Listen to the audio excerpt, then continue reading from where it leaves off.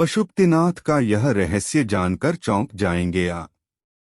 माना जाता है कि भगवान भोलेनाथ के 12 ज्योतिर्लिंगों में से एक ज्योतिर्लिंग नेपाल में स्थित है। इस ज्योतिर्लिंग को पशुपतिनाथ ज्योतिर्लिंग के नाम से जाना जाता है। शास्त्रों के अनुसार यह ज्योतिर्लिंग उत्तराखंड में मंदाकिनी नदी के तट पर स्थित केदारनाथ ज्योतिर्लिंग का हिस्सा है।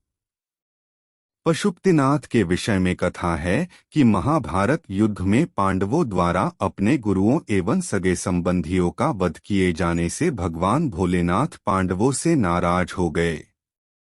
भगवान श्री कृष्ण के कहने पर पांडव शिव जी को मनाने चल पड़े। गुप्त काशी में पांडवों को देखकर भगवान शिव वहां से विलीन हो गए और उस स्थान पर पहुंच गए जहां पर वर्तमान में केदारनाथ स्थिति है। शिव जी का पीछा करते हुए पांडव केदारनाथ पहुंच गए। इस स्थान पर पांडवों को आया हुए देखकर भगवान शिव ने एक भैंसे का रूप धारण किया और इस क्षेत्र में चल रहे भैंसों के झुंड में शामिल हो गए। पांडवों ने भैंसों के झुंड में भी शिव जी को पहचान लिया। तब शिव जी भैंस के रूप में ही भूमि समाने लगे। भीम ने भैंस को कसकर पकड़ लिया। भगवान शिव प्रकट हुए और पांडवों को पापों से मुक्त कर दिया। इस बीच भैंस बने शिव जी का सिर काठमांडू स्थित पशुपतिनाथ में पहुंच गया। इसलिए केदारनाथ और पशुपतिनाथ को मिलाकर एक ज्योतिर्लिंग भी कहा जाता है। पशुपतिनाथ में भैंस के सिर और केदारनाथ में भैंस के पीठ रूप में शिवलिंग की पूजा होती है। पशुपतिनाथ के विषय में मान्यता है कि जो व्यक्ति पशुपतिनाथ के दर्शन करता है उसका जन्म कभी भी पशु योनि में नहीं होता है। जनश्रुति यह भी है कि इस मंदिर में दर्शन के लिए जाते समय भक्तों को मंदिर के बाहर स्थित नंदी का प्रथम दर्शन नहीं करना चाहिए। जो व्यक्ति पहले नंदी का दर्शन करता है बाद में शिवलिंग का दर्शन करता है उसे अगले जन्म पशु योनि मिलती है। पशुपतिनाथ ज्योतिर्लिंग चतुर्मुखी है।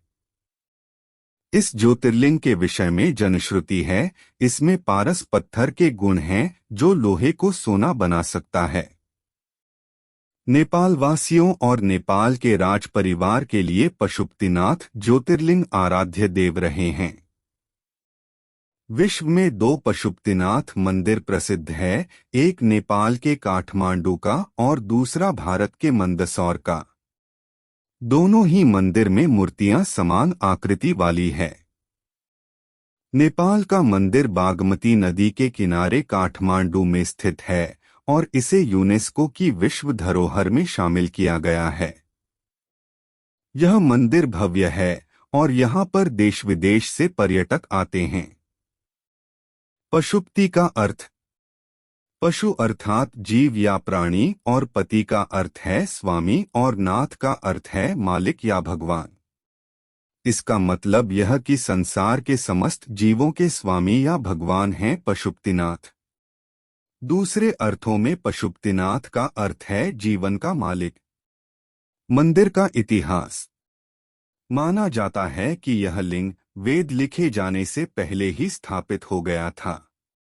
पशुपति काठमांडू घाटी के प्राचीन शासकों के अधिष्ठाता देवता रहे हैं।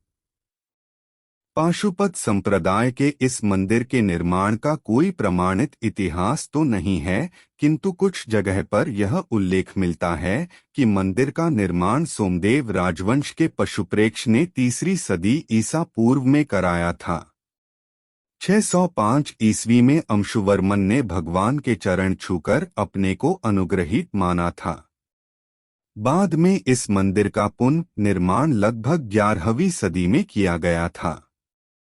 दीमक की वजह से मंदिर को बहुत नुकसान हुआ, जिसके कारण लगभग 17वीं सदी में इसका पुनर्निर्माण किया गया। बाद में मध्य युग तक मंदिर की कई नकलों का निर्माण कर लिया गया।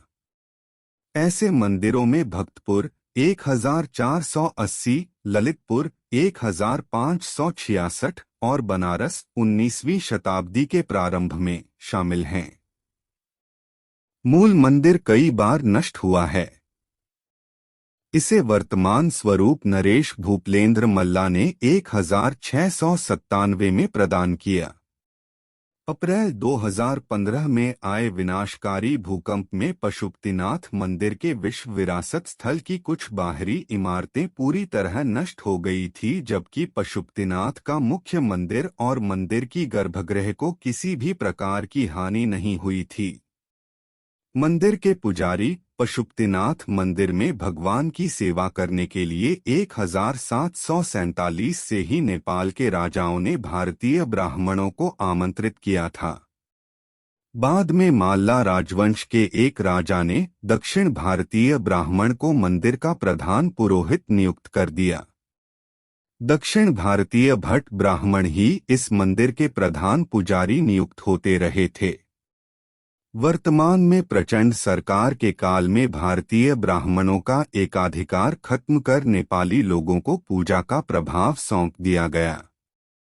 मित्रों, उम्मीद करते हैं आपको हमारी आज की ये वीडियो पसंद आई होगी। यदि हाँ तो नीचे कमेंट करके जरूर बताएं और ऐसी ही और भी आध्यात्मिक और धार्मिक जानकारी के लिए हमारे YouTube चैनल भारत भक्ति सागर चैनल को लाइक करें, सब्सक्राइब करें। धन्यवाद। पशुपतिनाथ का यह रहस्य जानकर चौंक जाएंगे आप। माना जाता है कि भगवान भोलेनाथ के 12 ज्योतिर्लिंगों में से एक ज्योतिर्लिंग नेपाल में स्थित है।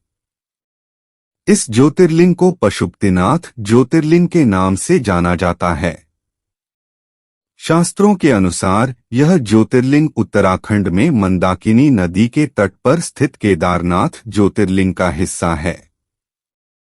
पशुपतिनाथ के विषय में कथा है कि महाभारत युद्ध में पांडवों द्वारा अपने गुरुओं एवं सगे संबंधियों का वध किए जाने से भगवान भोलेनाथ पांडवों से नाराज हो गए। भगवान श्री कृष्ण के कहने पर पांडव शिव जी को मनाने चल पड़े। गुप्त काशी में पांडवों को देखकर भगवान शिव वहां से विलीन हो गए और उस स्थान पर पहुंच गए जहां पर वर्तमान में केदारनाथ स्थिति है। शिव जी का पीछा करते हुए पांडव केदारनाथ पहुंच गए। इस स्थान पर पांडवों को आया हुए देखकर भगवान शिव ने एक भैंसे का रूप धारण किया और इस क्षेत्र में चल रहे भैंसों के झुंड में शामिल हो गए। पांडवों ने भैंसों के झुंड में भी शिव जी को पहचान लिया। तब शिव जी भैंस के रूप में ही भूमि समाने लगे। भीम ने भैंस को कसकर पकड़ लिया। भगवान शिव प्रकट हुए और पांडवों को पापों से मुक्त कर दिया। इस बीच भैंस बने शिव जी का सिर काठमांडू स्थित पशुपतिनाथ में पहुंच गया। इसलिए केदारनाथ और पशुपतिनाथ को मिलाकर एक ज्योतिर्लिंग भी कहा जाता है। पशुपतिनाथ में भैंस के सिर और केदारनाथ में भैंस के पीठ रूप में शिवलिंग की पूजा होती है। पशुपतिनाथ के विषय में मान्यता है कि जो व्यक्ति पशुपतिनाथ के दर्शन करता है उसका जन्म कभी भी पशु योनि में नहीं होता है। जनश्रुति यह भी है कि इस मंदिर में दर्शन के लिए जाते समय भक्तों को मंदिर के बाहर स्थित नंदी का प्रथम दर्शन नहीं करना चाहिए। जो व्यक्ति पहले नंदी का दर्शन करता है बाद में शिवलिंग का दर्शन करता है उसे अगले जन्म पशु योनि मिलती है। पशुपतिनाथ ज्योतिर्लिंग चतुर्मुखी है। इस ज्योतिर्लिंग के विषय में जनश्रुति है इसमें पारस पत्थर के गुण हैं जो लोहे को सोना बना सकता है। नेपाल वासियों और नेपाल के राज परिवार के लिए पशुपतिनाथ ज्योतिर्लिंग आराध्य देव रहे हैं। विश्व में 2 पशुपतिनाथ मंदिर प्रसिद्ध है, एक नेपाल के काठमांडू का और दूसरा भारत के मंदसौर का। दोनों ही मंदिर में मूर्तियां समान आकृति वाली है। नेपाल का मंदिर बागमती नदी के किनारे काठमांडू में स्थित है और इसे यूनेस्को की विश्व धरोहर में शामिल किया गया है। यह मंदिर भव्य है और यहाँ पर देश विदेश से पर्यटक आते हैं।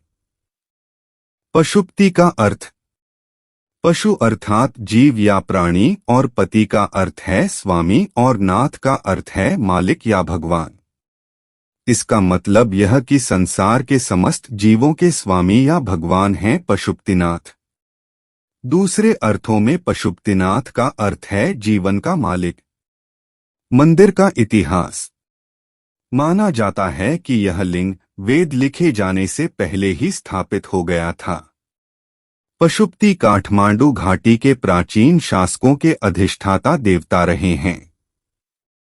पाशुपत संप्रदाय के इस मंदिर के निर्माण का कोई प्रमाणित इतिहास तो नहीं है, किंतु कुछ जगह पर यह उल्लेख मिलता है कि मंदिर का निर्माण सोमदेव राजवंश के पशुप्रेक्ष ने 3री सदी ईसा पूर्व में कराया था। 605 ईस्वी में अंशुवर्मन ने भगवान के चरण छूकर अपने को अनुग्रहित माना था। बाद में इस मंदिर का पुनर्निर्माण लगभग 11वीं सदी में किया गया था। दीमक की वजह से मंदिर को बहुत नुकसान हुआ, जिसके कारण लगभग 17वीं सदी में इसका पुनर्निर्माण किया गया। बाद में मध्य युग तक मंदिर की कई नकलों का निर्माण कर लिया गया। ऐसे मंदिरों में भक्तपुर 1480, ललितपुर 1566 और बनारस 19वीं शताब्दी के प्रारंभ में शामिल हैं।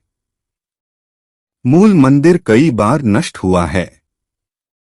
इसे वर्तमान स्वरूप नरेश भूपलेंद्र मल्ला ने 1697 में प्रदान किया। अप्रैल 2015 में आए विनाशकारी भूकंप में पशुपतिनाथ मंदिर के विश्व विरासत स्थल की कुछ बाहरी इमारतें पूरी तरह नष्ट हो गई थी, जबकि पशुपतिनाथ का मुख्य मंदिर और मंदिर की गर्भगृह को किसी भी प्रकार की हानि नहीं हुई थी।